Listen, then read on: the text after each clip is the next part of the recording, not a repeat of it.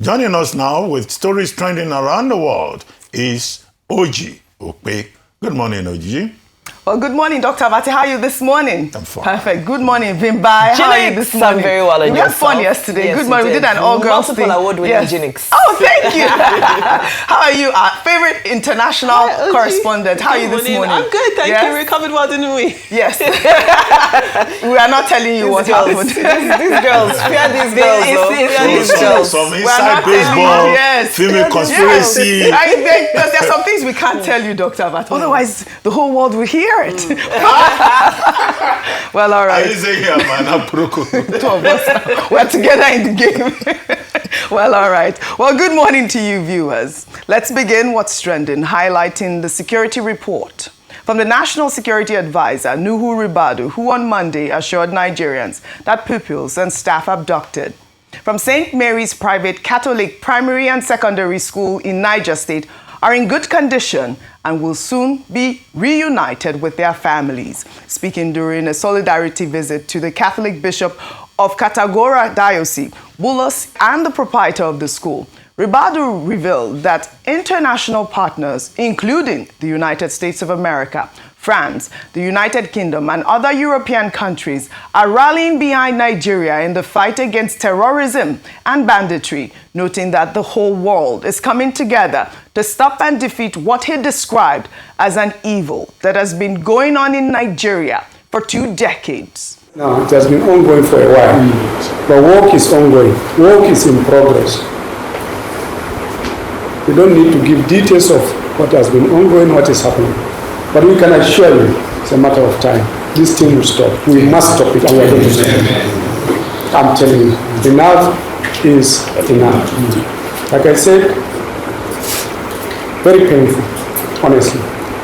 Many of us, as you see us, don't even sleep. Many of us are going through the worst moments of our lives. Many of our people are also killed every single day. We bury our best. We bury those who sacrifice their lives for you, for all of us, every single day. And we will continue to do it. We will not relent. We will not stop. We can give you the assurance that we are going to be there. All right, this is a significant development in what has become one of the most brazen school abductions in recent times. 315 people, mostly children, taken from a Catholic school in broad daylight. Ribadu's assurance that the students are doing fine is good to calm families and, of course, the nation. But the real test is bringing them home safely and swiftly. Meanwhile, the Northern Governors Forum has announced the creation of a regional security trust fund under which the 19 northern states and their local government areas will contribute a combined 1 billion naira monthly to confront the escalating banditry, terrorism, and kidnapping ravaging the region. The forum described illegal mining as a major contributory factor to the security crisis in the north, accusing artisanal miners and their sponsors of funding banditry and terrorism. The governors also called on President Bola Ahmed Tinubu to direct Adeleke, the Minister of Solid Minerals Development, to immediately suspend all mining activities in the region for 6 months to enable a comprehensive audit and revalidation of licenses. Well, Kaduna State Governor Uba Sani at the meeting stated that as the northern governors make strides in tackling insecurity, they still face a troubling trend of deliberate politicization of insecurity by some opposition actors. Let's take a listen. A few voices driven by narrow political motives have worked to create the impression that northern governors have grown complacent or inactive. Nothing could be further from the truth. We know the weight of the mandates entrusted to us. Every governor seated here works tirelessly to secure our communities. We coordinate, compare strategies, share intelligence, and hold one another accountable. Our people deserve stability, opportunity, and hope, and we have never relented in our duty to deliver this. All right, this was a very, very welcoming meeting. I thought that, the northern governors did very well in meeting and talking about insecurity that has been plaguing us. And the northern governors also reaffirmed, their wholehearted support for the creation of state police and urged northern, federal and state lawmakers to fast-track the required constitutional amendments, encouraging National and State Assembly members in the region to expedite action for its actualization. Let me just start with you, Vimbai, with the meeting, the Governors Forum, as well as, Nuhu Ribadu, reassuring, Nigerians that our girls will return. I believe about 285 or 84 of them are still out there missing. And, we took the story, Dr. Bati, you weren't here, where, the Niger State governor talked about the fact that I think 11 students were rescued. And that was quite controversial because he didn't give Nigerians the assurance that we want to hear. So it's good to hear that the National Security Advisor is here collaborating and saying that we have technology in place. We have even international partners that are going to be partnering with us to bring our girls back home. Yes, absolutely. I think the reassurance is welcome and it's important, but I'm not sure it's the message that Nigerians really want to hear at the moment. Because what we've established is that we know where they are, and it seems that by insinuation, it means we know who's keeping them. The argument has been put forward that, the reason why we don't just move in on these people is to avoid collateral damage and so forth. But at this point, I think we need a specific position on whether or not we negotiate with bandits and terrorists. I listened to the governor of Gombe State, I believe, Yahaya, yesterday, who was saying that, negotiating with bandits is not a northern problem, it's a national problem. So it seems that there needs to be a specific direction and strategy around this. I don't want to say too much because they're in captivity. It's clear there's a negotiation going on, and I don't want to, seem to add information that might jeopardize that process. But we do need to take a firm decision about that. Now, very quickly to the northern governors, we saw the southern governors came together and they met. We would have expected actually the northern governors to have been the first group to meet, given that the epicenter is situated in the north, but better late than never. Concerns around the suspension of mining for 6 months, for me personally, number one, we all know the role that mining plays and the proceeds of illegal mining plays in fueling all this insecurity that's happening beyond Nigeria, Burkina Faso, Mali, even as far as Sudan. It's gold proceeds, illegal gold mining proceeds that are fueling the procurement of arms and all other activities. These bandits put in protection fees and so forth for these illegal and artisanal miners. Banning for 6 months for an audit, for a revalidation of licenses, for me seems like a very superficial proposition when we know that the problems are deeper rooted. The Ministry of Solid Minerals has taken significant steps in dealing with this menace. There is a mining marshal's corps.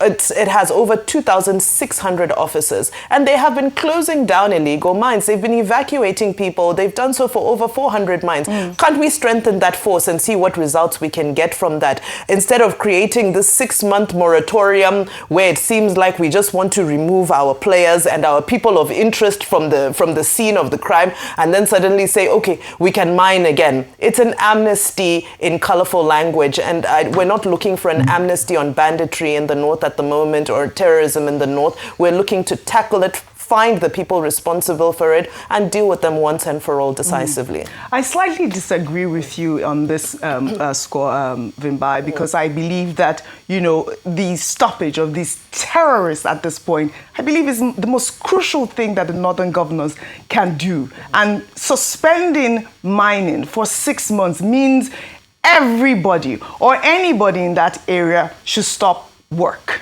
right? And then so in doing so, there won't be people in that area. There wouldn't be politicians like Governor Ubasani has alluded to, saying that they are the ones, stifling and also funding the terrorism that we see in that region, in that northern region. If I may respond in one sentence, we know that the networks extend to Niger, Burkina Faso, Mali, Chad, Benin Republic. Yes. So all they will do is they'll flee to neighboring countries. We haven't secured our borders. Well, once the 6 months is over, that means they'll just come. So in 6 months, they'll just come back because you haven't dealt with the fundamental issues. I love that. But that's why there's the 1 billion Naira fund that they're going to use to secure their area. I mean, this is what I get from the meeting, which I think it is entitled to take away different which I think it is quite encouraging also to see. The 6-month moratorium, the 6-month period, I hope that the northern governors will use that opportunity to secure their territory, like Vimbai has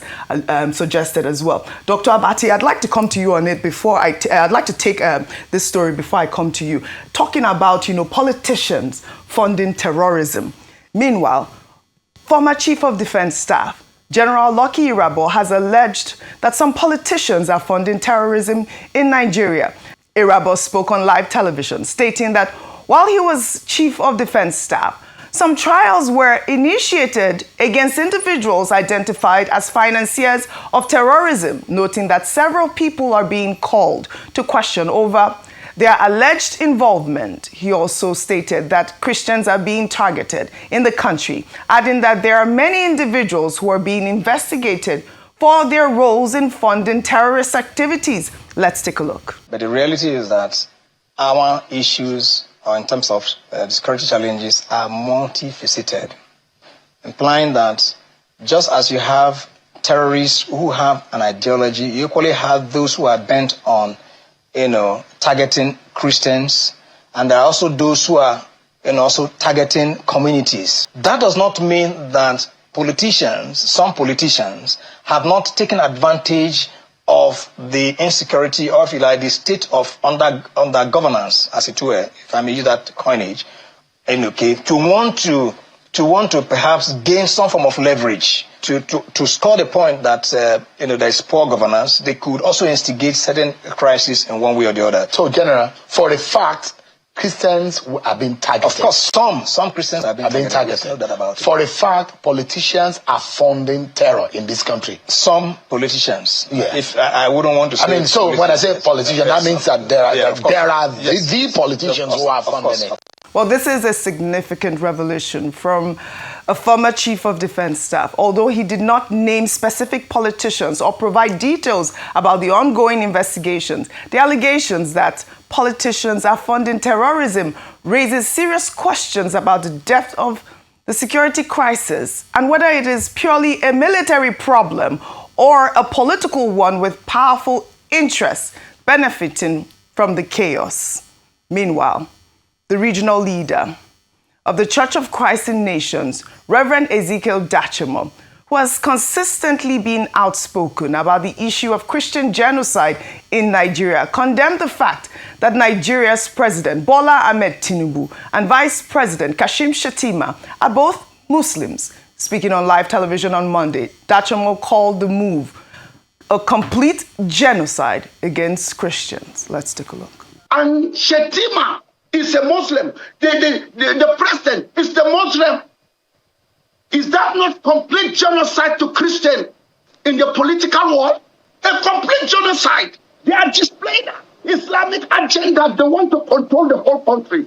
Dachomo there saying that the Muslim ticket is a Christian genocide. I mean, this is not a new controversy. The Muslim ticket was one of the most contentious issues of the 2023 presidential election, with many Christian leaders and groups opposing it on grounds that it violated Nigeria's unwritten principle of religious balance in governance. Reverend Dachomo's characterization of it as a complete genocide is particularly a strong language, which many may not agree with. Dr. Abati, I'd like for you to tie in both stories. First, with the Chief of Defense Staff, saying that there's an ongoing investigation on the issue of, politicians funding or those that are funding terrorism in Nigeria. And also, on the other hand, Dachomo here has, raised that controversy again about the Muslim ticket in Nigeria. General Lucky Irabor was Chief of Defense Staff. Yes. And here was he in a television interview saying that some politicians, some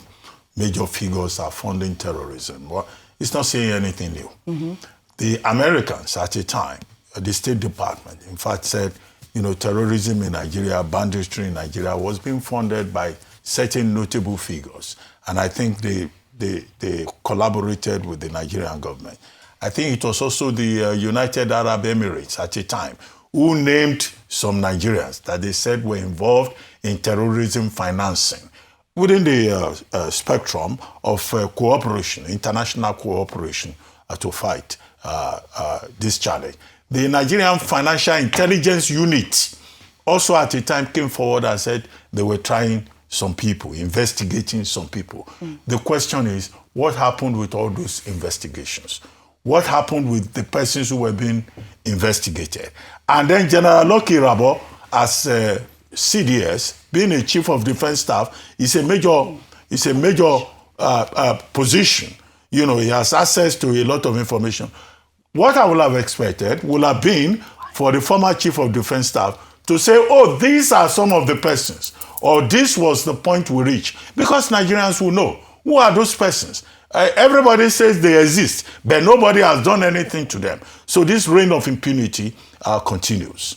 Now, as for the National Security Advisor going to Kutangura to meet the Catholic Bishop of Kutangura Diocese, the proprietor of St. Mary's Primary and Secondary School, and also the parents of the affected over 300 students. I said earlier, that shows empathy. It's a reaffirmation of the fact that the Nigerian government, the Tinubu administration, has been consistent in identifying with people when they are, facing distress. And they've improved in terms of their response time. That same place, the federal government had sent a team there before, issued a statement. Now the National Security Advisor goes there and says, we will do whatever it takes to make sure that the remaining children are freed. And I think that, that is good in terms of optics, as I said earlier on. The thing to suggest is that the National Security Advisor should keep his promise, not only with the children in Niger State, in Papiri, that's where the school is located, but generally across the country, so that this environment can be safe for all of us. You talked about the northern governors. The northern governors have been meeting since 1955, either with education or they say they want to address poverty and all of that. And anytime they meet like that, we see it as a good gesture, good initiative. After all, their job as leaders, as government, is to defend the interests of their people. But the major concern here is that these meetings often do not yield concrete results. And we just hope that this particular meeting, this time around, by the Northern Governors Forum, will not be another talk show. They say they are creating a Northern Security Trust Fund. That Northern Security Trust Fund will have to be managed. And the management will have to be in collaboration with the existing security infrastructure. As for suspension of licenses, I said in September, Mr. Adeleke, the Minister of Solid Minerals, already took a step in that direction. But there can be collaboration to make sure that the states work with the federal government. Yes, the devil is in the details. The devil is in the details. They have to collaborate to work with the federal government with these steps that you have said that Adeleke has put in place. But I do welcome that suspension, and hopefully those region or the mining region will be free from banditry for a bit. So good one on the northern governors there. In another development, the People's Democratic Party has responded to Governor Ademola Adeleke's resignation from the party, stating that Adeleke remains the only cleared and screened aspirant ahead of the 2026 election, noting that no other individual purchased forms or completed the screening process. Adeleke had resigned from the party on Monday, citing the current crisis with the national leadership of the party. The PDP also announced the postponement of the Osun State Gubernatorial Primary Convention, urging members and delegates to remain calm and follow only official communications from the National Secretariat. Now, the Turkai-led faction of the People's Democratic Party in Osun has countered this official postponement, insisting that the state's governorship primary election will proceed on December 2nd, that's today, despite the party's national leadership crisis. So you can see why Adeleke resigned from this clearly fractured party.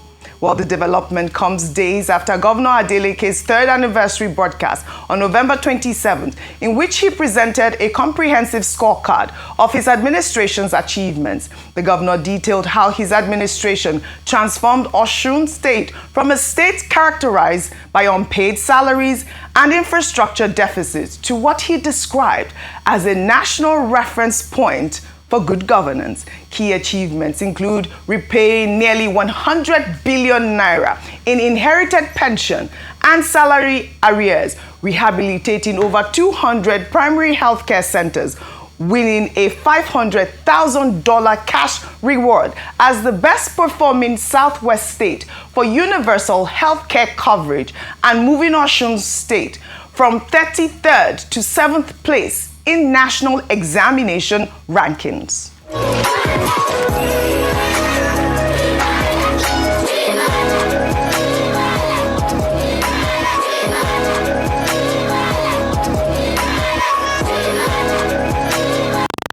Well, the governor also highlighted his administration's economic credentials, pointing to a 94% growth in internally generated revenue from 27.72 billion in 2023 to 54.7 billion in 2024, and a 43% reduction in the state's domestic debt ahead of his re-election bid. And we have seen the story. Well, first of all, kudos to Governor Ademola Adeleke. A lot of people don't really see his scorecard. They normally see him as the dancing governor. So that's why I thought to highlight some of his achievements, which I have read. And I thought it was good to see that he's done so well in his state so far. But, you know, the story about it, Adeleke leaving the PDP, I think we discussed that a little bit yesterday. Yes. Where is he going to go to? That's the question, isn't it? So firstly, a huge congratulations to him. I think, if anything, he has cause to dance today because of his scorecard. Right. But I think that, him coming out to say that he has resigned from the PDP is perhaps not something that is going to surprise a lot of people. I know that there was, earlier this year, rumors that, perhaps he was going to defect earlier on in the year and defect to the APC, which is something that he came out and debunked completely. Now months have passed and now it's confirmed that he is leaving the PDP. The question is, where are you going to go to? Dr. Bati rightfully said at the beginning of this show, if he does move on to the leading party, to the APC, it would look untidy because you would then be going against the very progress that you want to celebrate in terms of going to align yourself with a party that was responsible for all of these arrears. So that would be not the wisest thing. So depending on which party he goes to, I think that will really be a real test of his connection to his people. Clearly, when we're looking at his scorecard, across many metrics, healthcare, education, he's been doing well for his people. So you can imagine that his supporters would want to see him re-elected come election time. Right. But it is going to be very important to see which political party he aligns himself with and making sure that he doesn't underestimate the social contract he has with his people. I love that, Femi. Well, we'll look forward to seeing Governor Adeleke in another party. I mean, if I could guess, I don't know, I'm sure that, like you said, it might not be the APC. There's so many other parties, especially in the South region. Accord, perhaps? Okay, probably that it could be it. Well, what would I say? Congratulations, Governor Ademola Adeleke. Well, let's take a feel-good story now in Delta State, where a former governor of the state, Chief James Ibori, received a very warm welcome from a crowd after he was stopped in Abraka on the way from Ibuso. The governor was standing by a roadside, taking a break from his journey. When the residents spotted him, they immediately sang his praises and chanted his nickname, Odigbo Igbo. Let's take a look.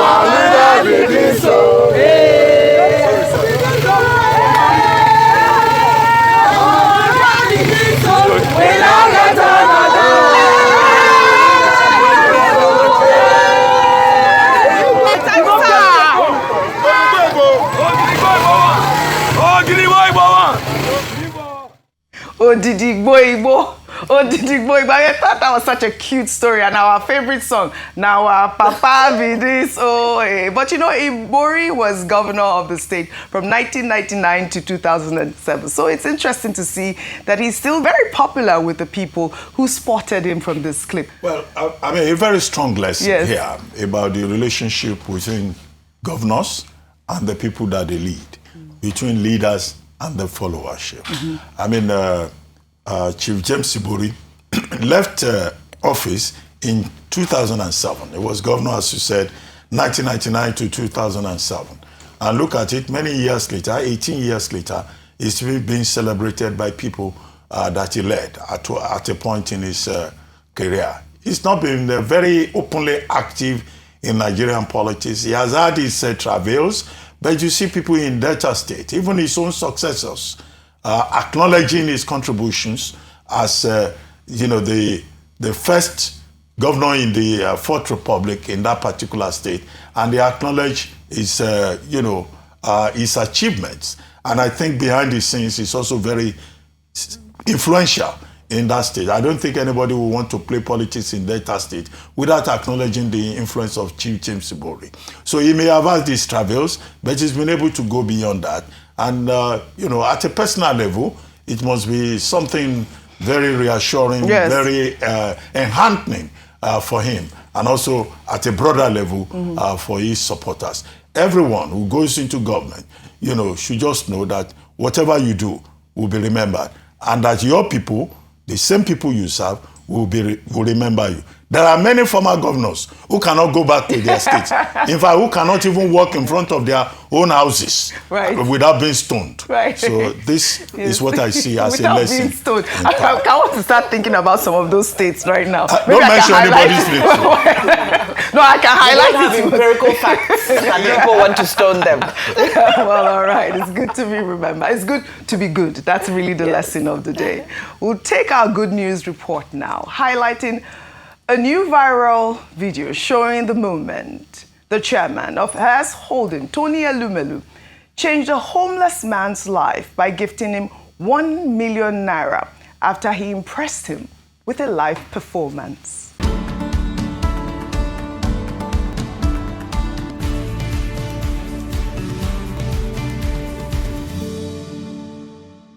Well, the event took place at the inaugural Hers Insurance Travel Festival in Lagos, an event that seeks to spotlight the policies and bilateral agreements that need to evolve to expand travel opportunities for Africans across the continent. But during the event, a young man named Toby from Delta State, who had been sleeping on the streets in Victoria Island, wandered in looking for food, but gained so much more after he stepped onto the stage. Let's take a look.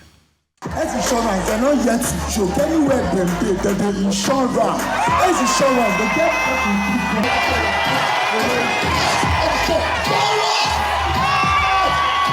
about you. And I will try to help you develop a talent for you.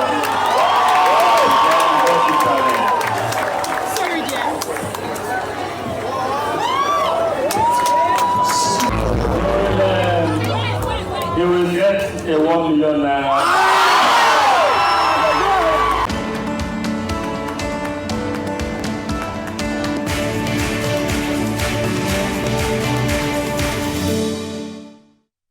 What an incredibly emotional moment. It's heartwarming to see opportunities like this open up for young, talented Nigeria, and it's great to see Elumelu's passion for encouraging and cultivating young talent in the country. I mean, his encouragement goes beyond this, but I thought this was absolutely beautiful to see. So heartwarming. Yes. Imagine how hopeless and helpless that young man must have felt. They said he was looking for food. He just came looking for food. He left with 1 million naira. That's a Christmas miracle right there. But, you know, we know Tony Elumelu preaches Afro-capitalism. And I love to see that it's not just at that broad, multi-billion dollar deal level, just even down to the grassroots level where he can make make an impact, Yes. he makes sure that he doesn't walk away without leaving what impact he can. So I great. love that. And that happened at the Hares Travel Festival, I believe. So it just so much goodness happening around around Tony Elumelu and his love for humanity. I love it. Christmas came early for the very young, talented boy. I hope his talent doesn't end there. I hope, you know, something else will come out of this very beautiful Christmas gift from Tony Elumelu. Again, congratulations to the young boy, and thank you, Tony Elumelu. Let's take our next story from Akwa Ibom State now, where Governor Umo Eno officially set off the Christmas season in the state with Christmas Unplugged 3.0. It's a seasonal holiday celebration as the state ushers in 32 days of festivities, culture, and unforgettable moments. The opening ceremony took place on Monday in the amphitheater in Uyo, with Governor Umo Eno showing off some dance moves to get everyone in the holiday spirit. Let's take a look.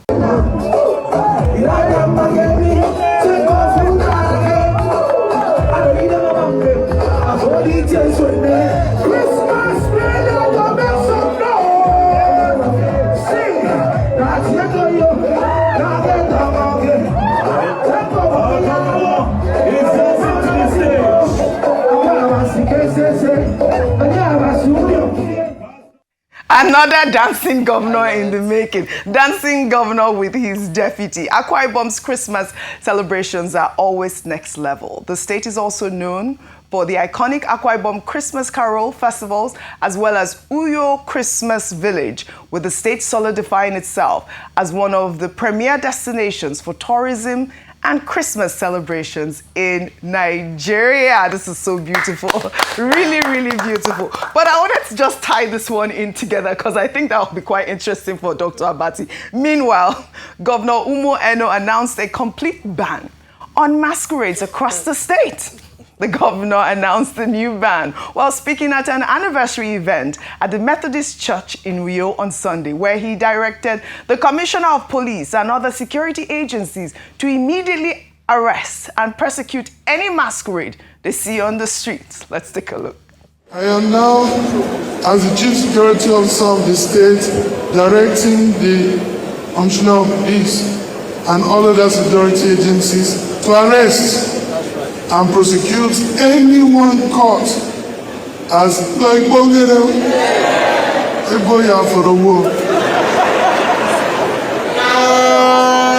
my work caught. Let us stop terrorizing people. Let people have peace. All those ones I see when we are driving, please let it be said that it is hereby banned. No more. I love that. Let us have peace. Bimbai had said something behind the scenes. They're always looking for your trouble, right? These masquerades, they won't let us have peace. My dear, I say my people, they love masquerade. Yes, so yes, they love their masquerades. Yes. I think it's a very good thing that the governor of Akwa Ibom State, Pastor Umo Eno, wants to make everybody happy Christmas time. So you have these carols, you have this festival, and it's providing leadership. It's already dancing because this is a joyous season. Yes. But my point is that this celebration in Akwa Ibom should not be restricted only to Christians. It's everybody. Christmas is for everybody. Oh, I like that. And Section 38 of the Constitution talks about freedom of thought, religion, and conscience.